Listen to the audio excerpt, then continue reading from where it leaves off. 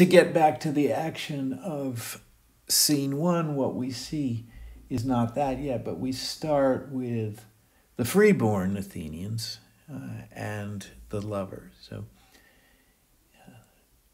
Aegeus comes to Theseus as the main power of Athens, the king or the duke of Athens, the leader, and he has a problem with his daughter by the Athenian law.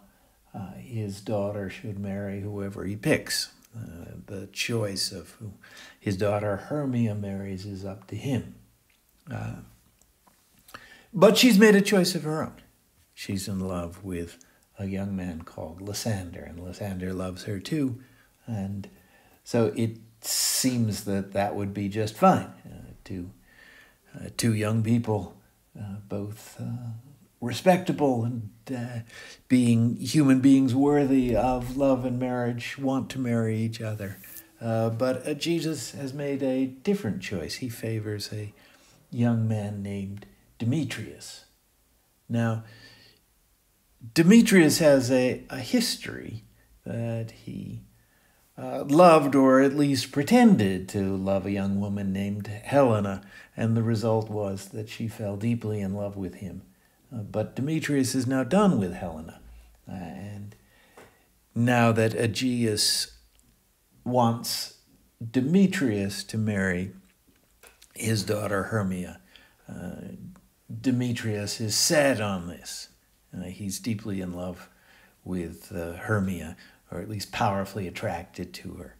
And he wants to have, as he says, his rights according to the law of Athens, that marriages are decided by parents, they're decided by fathers, and not by the young, not by the lovers themselves. So we have two men both in love with the same woman, both wanting to marry Hermia. Hermia loves one of them and has no feeling for the other.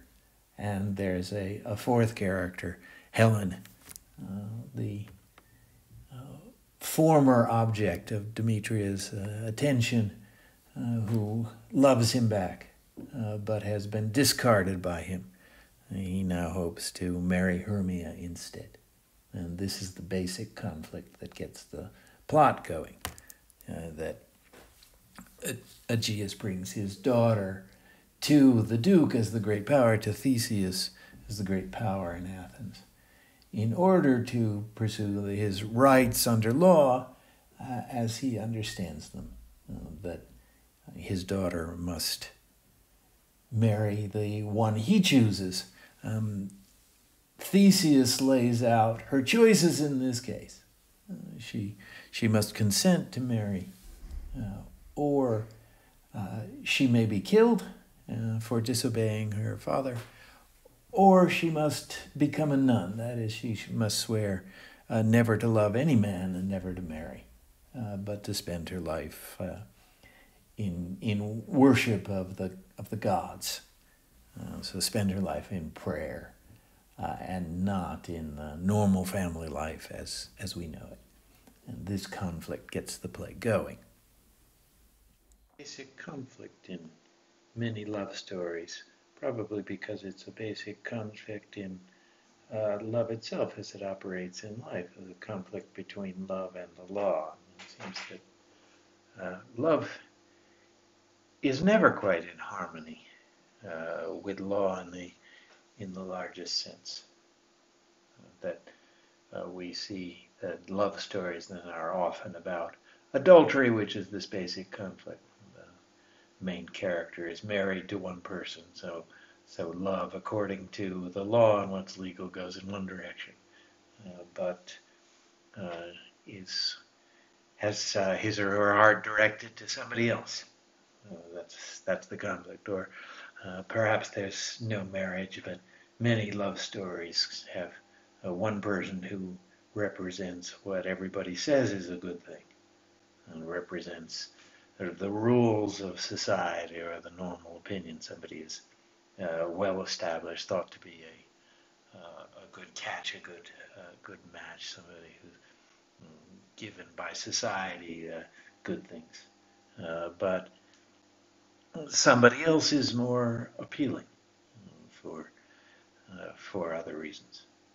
And it seems that our lives go the same way. And we notice that people truly in love tend to neglect other obligations. You're supposed to do what your schooling requires of you. When you're supposed to pay attention to your family, or even you have obligations to your friends and people in the power of love are often neglect those things. That, to put it in a positive way, that the person you're in love with seems, of course, beautiful, but seems to promise a kind of happiness, as Helena will say, trying to describe how she feels about Demetrius. And if she owned everything in the world, she would give it all away if that meant that Demetrius was in love with her. So she's willing to make that bargain, that all good things on one side and Demetrius on the other, and she'll choose Demetrius. So that's a picture of complete happiness. Whether that could ever be true or not is, of course, an important question, but it seems to be true to the feeling. This person is not simply one good thing to be weighed up against life's other good things, but somehow promises satisfaction and happiness in life.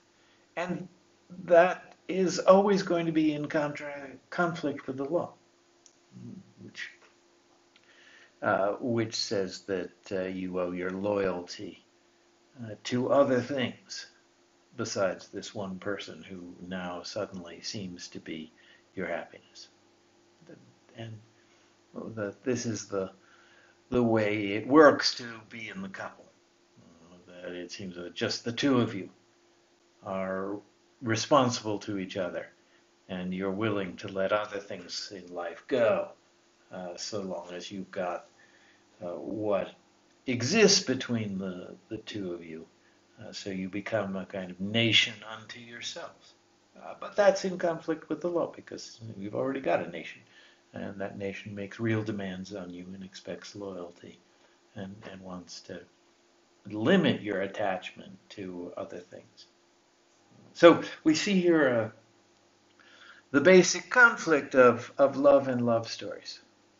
That there's the personal choice of one person, that Hermia sees her happiness in Lysander, but her father makes a different choice, and her father represents the rules of life, the power of society, the way it's supposed to be, and her love represents a different choice of the way it is for her, and a lack of concern about the way it's supposed to be. Now we see this basic conflict expressed here. Act 1, Scene 1, lines 56 and 57, that Hermia says, "I would my father looked but with my eyes." It was rather, she's saying, I wish that my father thought about Lysander the way I do. And Theseus replies, "Or rather your eyes must with his judgment look." So it's a question of, as it's expressed here, it's a question of the eyes. To a young woman, the man she loves is beautiful, so that comes in through her eyes. And Theseus says that she must trust rather to her father, being older and not susceptible to the distortions of love, that he makes a judgment, perhaps makes a choice on better criteria. Now, of course, for us, we need to ask whether this is true. Theseus puts things in the way that's favorable to the law. He represents the city. He's got to stand up for his responsibilities. And perhaps we could say that Hermia walks right into that. But could we say that there is that there's better judgment on the father's part than the judgment on Hermia's part. I think by sentiment will probably be on her side, who would feel sentimentally toward well disposed to the father who's making this somewhat arbitrary and harsh and violent, tyrannical judgment rather than a young woman in love. So, as theater goers experiencing this play, we're probably predisposed to side with her. But then, just as a matter of studying the text, we can wonder whether he's made a real choice. Lysander, trying to defend his right, says that he's the equal of Demetrius and perhaps better, even in those criteria that appeal to fathers rather than daughters when it comes to marriage. He doesn't say, I'm more handsome than he is, or I have a better haircut, or anything that would suggest a shallow visual judgment. He talks about the importance of his family and how he's set up in life. The connection will be good. He'll be able to take care of Hermia in a way that will please her father and give him something to be proud of. And Theseus agrees with this. You can see at the top of the page. In himself he is. In himself, Lysander is the equal of Demetrius, and there may be no choice between them. But what is he? He's wanting your father's voice. So what he wants, he lacks. He doesn't have the choice of the father. So this is the way the initial dispute is put. The father simply has his will. He prefers one man to another, and the daughter also has her will. She prefers one man to another. And why should we side with the father? Why should we call his choice judgment when hers is just referred to the eyes, which would seem to be a lower category? And there isn't a definite answer here, but it's a question for us. Is there anything behind these choices, the choices that fathers make, or the choices that lovers make for themselves? Is there anything to back those things up? Love tends to be exclusive. One person seems to be your happiness, and the other is a matter of indifference or perhaps disgust. Other people don't recognize those distinctions and don't see them. And Hermia seems to acknowledge this when she doesn't say, I wish my father would look at him and therefore see the superiority. She says, I wish he would look with my eyes, acknowledging that there's something special about her perspective, and this seems to be how love works. Then people outside can't see what's exclusively better about one person, what justifies turning your back on the entire world and setting your happiness on your relationship with one person. If you're not feeling the love, you don't see it as exclusive in that way. And we could wonder, well, is there something? So the father seems arbitrary. Theseus puts the matter as the judgment of the father against the whims, the groundless reliance on things you can see by the daughter. But perhaps neither the father or the daughter actually has a reason. They're simply in conflict with each other.